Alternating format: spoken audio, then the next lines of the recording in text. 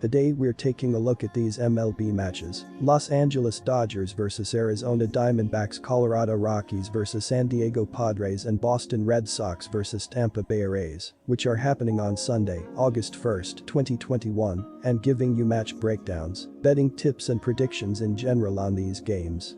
Welcome back to High Stakes. Let's get straight into it. Also, don't forget to subscribe to get notified as soon as we release these sport prediction videos. And if you would like more betting tips and predictions, then check out our Patreon in the link down below. Our new Patreon is a way for us to help you improve your chances of making more money. 5 plans are available for each and every one of you. You can get 30 extra betting picks all the way up to 270 extra betting picks per month. Stop wasting hours of your time searching for bad betting advice that ends up costing you a lot of money. Join the High Stakes Patreon now and get the best betting picks and advice. The Diamondbacks have hung around admirably in this series meeting, but it's only a matter of time before the Dodgers turn them back into the 2021 doormat team of the NL West Division. Julio Urias pitched circles around them when he last stared them down back in May.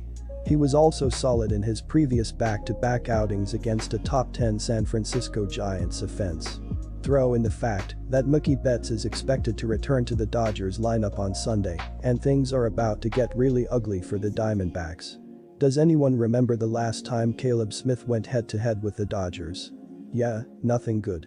The Los Angeles Dodgers have been one of the best defensive teams as they are 6th in the majors with a .754 ops this year.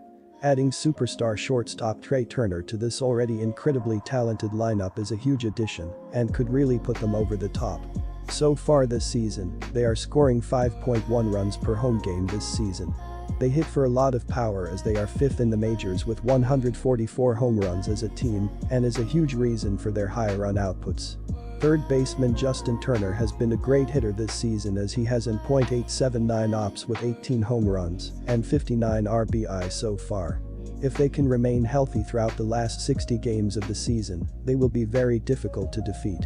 You can't blame the Diamondbacks for having a little extra flair to their celebration on Friday night. Despite being the worst team in the league, they knocked off the defending champions in extra innings at Chase Field. Those are the wins you remember. But can they do it again in the finale?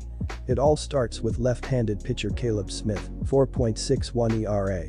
He can't let the game get out of hand early to give his team a fighting chance.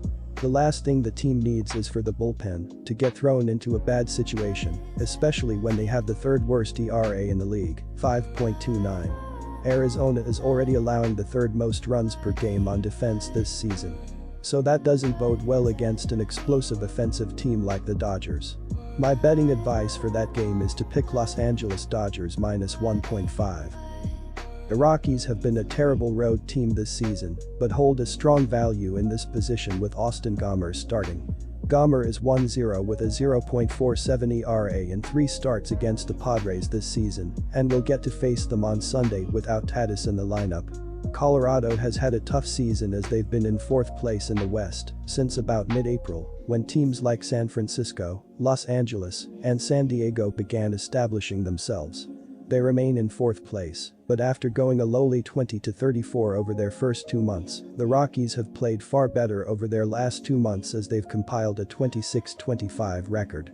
Perhaps more encouraging is that they've finally started playing better on the road, where they went 7-8 in July, not bad considering they came into the month 5-31 away from Coors Field.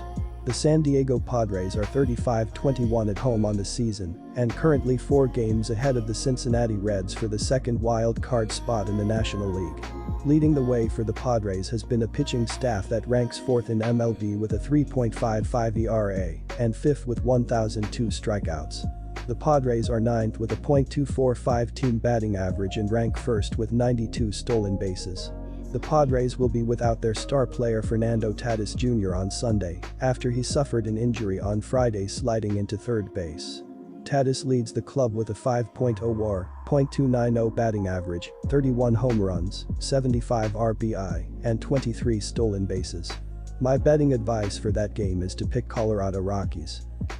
Frankly, this game could easily go either way, but I'm leaning on Tampa's offense and bullpen to make the difference. The Rays relievers have recorded a sparkly 1.87 ERA since the All-Star break, while the Red Sox bullpen has registered a 3.83 ERA. The Rays are slugging .422 against the right-handed starting pitchers, while posting a 108 OPS plus. On the other side, the Red Sox have a 106 OPS plus and a slugging percentage of .431. Boston has struggled at the dish lately. While no pitching staff in baseball has more improved from a year ago than Boston, the unit has hit a bit of a rough patch while giving up 30 runs during a 4-game losing streak as Tampa Bay rolled again on Saturday. Boston got off to a great start as J.D. Martinez hit an RBI single before Xander Bogaerts added a 2-run homer in the top of the first, but the only other Red Sox scoring would come on a 2-run long ball from Bobby Dalbec in the fifth, with Tampa Bay eventually pulling away. Nathan Eovaldi had a rare rough outing and a loss, allowing 5 earned runs on 6 hits and 1 walk, while striking out 6 across 5.1 innings. Bogaerts was on base 3 times, while Kike Hernandez had the only multi-hit game for Boston. The Red Sox fall to .500 against the spread at 52-52, but are still up a significant amount on the money line as they have easily exceeded preseason expectations. Overs are 44-54 for the Red Sox, with each of their last 3 games going over the betting total. It's been another outstanding year for the Boston offense, which is averaging 4.95 runs per game with a 0.757 team ops. A much improved pitching staff has keyed Boston's turnaround from a year ago, as the Red Sox have a 4.17 collective ERA, including a mark of 3.60 from a resurgent bullpen. Randy Arozarena, Yandy Diaz, and Mike Zunino homered in that 7-3 victory to the Sox last Friday, as the Rays' offense put on another strong performance. Back on Thursday, Tampa thrashed off the Yankees 14-0 at the Trop, and the Rays have slugged 22 home runs over their last 13 outings, while scoring 72 runs in the process. During that 13-game stretch, the Rays have registered a solid 3.46 ERA and 1.19 WHIP, allowing a .236 batting average to their opponents. Shane McClanahan will take the mound Sunday, and the 24-year-old rookie is 4-4 with a 3.93 ERA and 1.31 WHIP in 15 starts. McClanahan has been charged for a loss last time out, allowing 3 earned runs on 9 hits across 6 frames in a 4-3 defeat to the New York Yankees. Through his 4 starts in July, 20.1 innings, the lefty has recorded a 3.54 ERA and a 23/9 KBB ratio. He's never met the Red Sox before. Nick Pivetta will get the ball for the Red Sox to close out the series after battling through 4.2 innings last Monday against the Toronto Blue Jays, allowing 4 runs on 6 hits and 2 walks, while striking out 3. The 28-year-old has been a solid enough back-end arm, going 8-4 with a 4.53 ERA and 120 strikeouts in 107.2 innings.